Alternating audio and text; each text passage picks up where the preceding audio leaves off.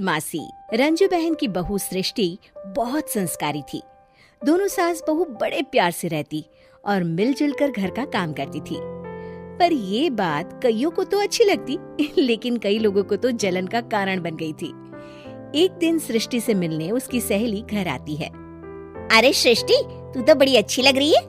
यहाँ तो घर का सारा काम करते करते हालत ही खराब हो जाती है। अपने ऊपर ध्यान देने का वक्त ही नहीं मिलता। तू तो बड़ी किस्मत वाली है। सृष्टि इस बात से हमेशा खुश रहती थी कि उसे एक अच्छा ससुराल मिला है। लेकिन एक दिन रंजू बहन की दूर की मौसी उसके साथ रहने आती है। अरे तू क्यों सारा दिन घर का काम करती है? बहू को बोला कर घर का काम किया करे। अरे है तो वो भी बेटी की तरह ही ना, और मिलजुल कर काम जल्दी हो जाता है। तू तो बड़ी सीधी है। देख कैसे मटक मटक के सारे घर में घूमती है तेरी बहू। मेरी बहू होती तो इस वक्त मेरा पैर दबाती। क्या ये तेरे पैर दबाती है? पैर तो कभी नहीं दबाए इसने मेरे। ये सुनकर रंजना मौसी समझ जाती है कि उसने अपना काम कर दिया। अब जल्दी सास बहू में जंग होगी। मौसी मुस्कुराती हुई वहाँ से निकल जाती है। एक दिन रंजना मौसी सृष्टि से कहती है, तुम्हारे कान के झुमके तो बड़े सुंदर लग रहे हैं। जरूर तुम्हारी सास ने दिए होंगे। नहीं नहीं मौसी, मेरी माँ ने दिए हैं।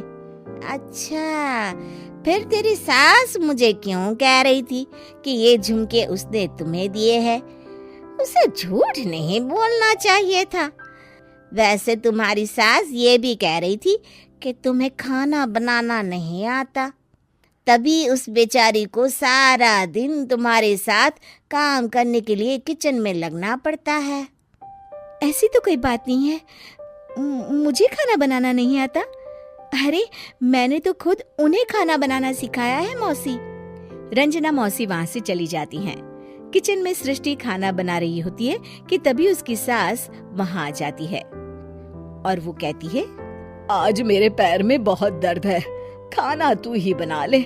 और वैसे भी मैंने सुना है कि मुझे खाना बनाना तो तूने सिखाया है। हाँ माँ जी, सुना तो आपने सही है। वैसे मैंने भी बहुत कुछ सुना है, लेकिन क्या बोलूं। दोनों सास बहू को झगड़ते देख बाहर खड़ी रंजना मौसी मुस्कुराने लगती है। बड़ी आई थी प्यार से रहने वाली।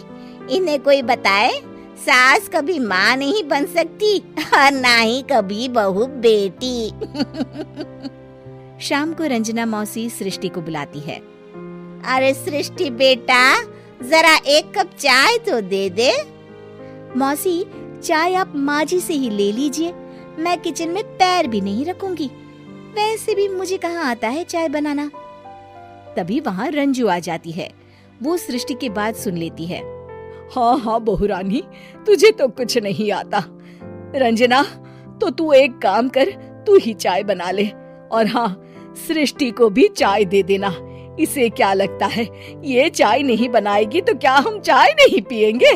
अरे हम पिएंगे भी और पिलाएंगे भी। रंजना मौसी थक कर उठती है। ठीक है रे रंजू दीदी, आप जैसा बोले। रंजना चाय बनाकर लाती है और सोफे पर बैठी सृष्टि और रंजू को चाय देती है।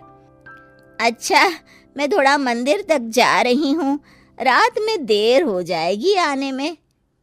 रंजना देर रात घर आती है तो सृष्टि को आवाज लगाती है। अरे बहू रानी, कुछ खाने को तो दे दे, बहुत जोर से भूख लगी है। मैंने कोई खाना बना नहीं बनाया मौसी। वैसे भी आपकी बहन तो कहती है ना कि मुझे खाना बनाना आता ही नहीं। हे भगवान, अब यह फिर से ना शुरू हो जाए। तभी वहाँ रंजू आ जाती है। रंजू, आज खाना तुम ही बना लो, और हाँ, थोड़ा खाना सृष्टि को भी दे देना, ताकि इसे भी पता चले कि हमारे यहाँ खाने का स्वाद क्या होता है। रंजना बेचारी किचन में जाकर पूरे घर का खाना बनाती है। जब वो खाना बनाकर बाहर निकलती है तो सास बहू टेबल पर बैठकर उसका इंतजार कर रही होती हैं। लाओ लाओ रंजू, जल्दी खाना लाओ, बहुत जोर की भूख लगी है। सास बहू खाना खाकर अपने अपने कमरे में चली जाती है। अगले दिन सुबह रंजू रंजना के कमरे में जाती है। अरे रंजू, अभी तक सो रही हो? जरा नाश्ता तो बना दो। तुम्हें तो पता है ना कि बहू आजकल किचन में पाँव भी नहीं रखती। पता नहीं किसने उसके कान भरे हैं। चलो अब उठो और नाश्ता बनाओ। और हाँ, सृष्टि को भी दे देना खाने के लिए। अरे उसे भी तो पता चले कि हमारे घर का नाश्ता कैसा होता है। मैं नीचे जा रही हूँ, जरा जल्दी वक्त पर आ जाना। हाँ। रंजना नीचे उतरती है और उसके हाथ में सूटकेस होता है। अरे रंजू, कहाँ जा रही हो? नाश्ता नहीं बनाओगी? अरे मौसी, बहुत जोर की भूख लगी है, नाश्ता अभी तक नहीं बना। अरे मैं कुछ नहीं बनाऊंगी, मैं तो घर जा रही हूँ। तुम सास बहू के चक्कर में मेरी तो कमर ही टूट गई। अरे अरे मौसी, कहाँ जा रही हो? तुम चली जाओगी तो हम सास बहू को खाना कौन खिलाएगा? रंजना मौसी भागते हुए कहती है। अरे मेरे बस की नहीं है, मुझे माफ करो। मैंने तो गलती कर दी तुम दोनों के बीच में झगड़ा लगाकर। रंजना मौसी के जाने के बाद रंजू सृष्टि से कहती है, बढ़िया आई थी हमारे बीच लड़ाई लगवाने वाली। अरे कौन कहता है कि सास माँ और बहू बेटी नहीं बन सकती? सही कह रही है माँ। अगर ऐसे भड़काने वाले लोगों से दूर रहा जाए तो हर सास माँ और हर बहू बेटी बन